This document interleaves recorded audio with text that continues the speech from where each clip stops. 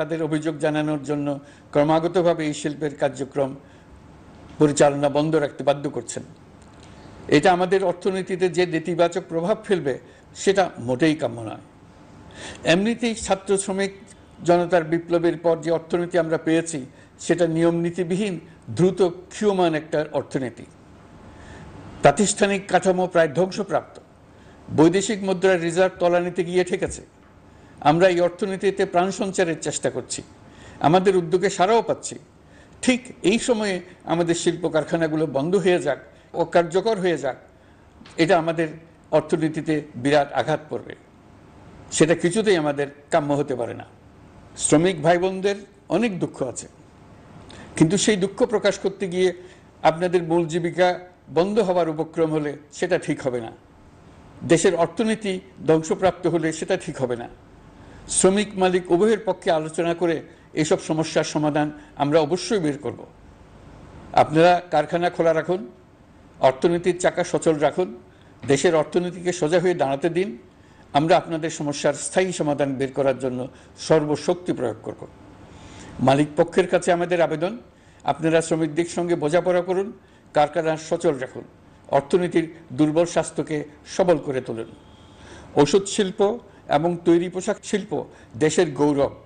এর মাধ্যমে আমাদের শ্রমিক ভাই বোনেরা তাদের কর্মকুশলতা বিশ্বকে মুগ্ধ করেছে। এর সাফল্য এখন থমকে আছে। আমরা এই দুই শিল্পকে তাদের সম্ভাব্য শীর্ষে নিয়ে যেতে চাই। দুর্বল করার তো প্রশ্নই ওঠে না।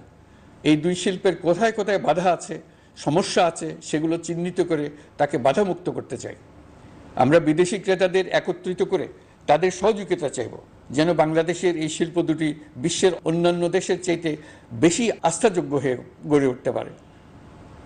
সব কিছুই সম্ভব যদি আমরা শ্রমিক মালিক সম্পর্কটা একটা নির্ভরযোগ্য, আনন্দদায়ক করে গড়ে তুলতে পারি।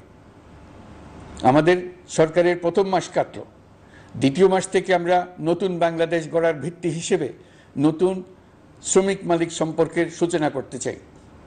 এটা দেশের সবার কাম্য।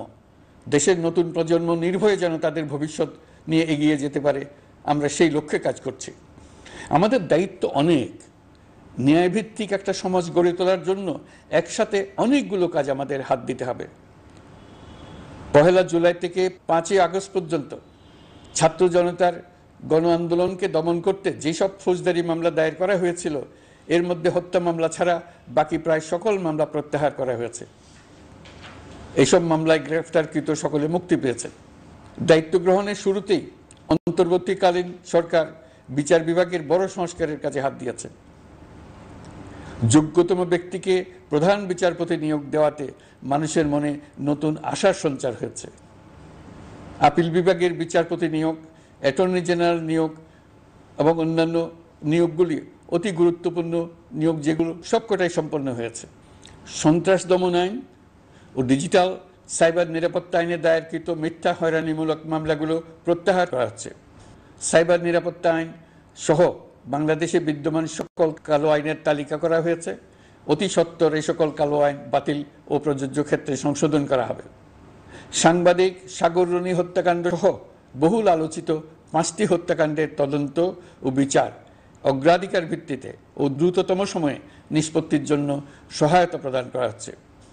সম্প্রতি আমরা বলপূর্বক গুম থেকে সকল ব্যক্তির সুরক্ষার জন্য আন্তর্জাতিক কনভেনশনের সনদে স্বাক্ষর করেছি। ফলে স্বৈরাচার দ্বারা প্রতিষ্ঠিত গুম সংস্কৃতির সমাপ্তি ঘটানোর জন্য আন্তর্জাতিকভাবে আমরা প্রতিজ্ঞাবদ্ধ হলাম। এছাড়া আমরা ফেসিবাদ শাসনের 15 বছরে গুমের প্রতিটি ঘটনা তদন্ত করার জন্য পৃথক একটা কমিশন গঠন করছি। যেসব পরিবার তাদের নিখোঁজ পিতা, স্বামী, পুত্র এবং ভাইদের পাওয়ার জন্য বছরের পর বছর যন্ত্রণার সাথে অপেক্ষা করছেন, আমরা আপনাদের বেদনায় সমব্যথী। আয়নাঘরগুলো বন্ধ করে দেওয়া হয়েছে এবং সেই সাথে বের হয়ে আসছে ফ্যাসিস্ট হাসিনা সরকারের গুমের শিকার ভাই বোনদের কষ্ট ও যন্ত্রণা গাথা। আমাদের তরুণ প্রজন্মের ভবিষ্যৎ যেন উজ্জ্বল হয়, সেটা নিশ্চিত করতে শিক্ষা ব্যবস্থার দিকে আমাদের পূর্ণ নজর রয়েছে। ইতিমধ্যে প্রথম শ্রেণী থেকে দ্বাদশ শ্রেণী পর্যন্ত বর্তমানে ত্রুটিপূর্ণ শিক্ষা পরিবর্তন করা হয়েছে। সংশোধন ও পরিমার্জনের কাজ শেষ পর্যায়ে আছে। এই সংস্কারের কাজ অব্যাহত থাকবে। বিশ্ববিদ্যালয় সমূহের উচ্চ প্রশাসনিক পদগুলো পূরণ করে শিক্ষা কার্যক্রম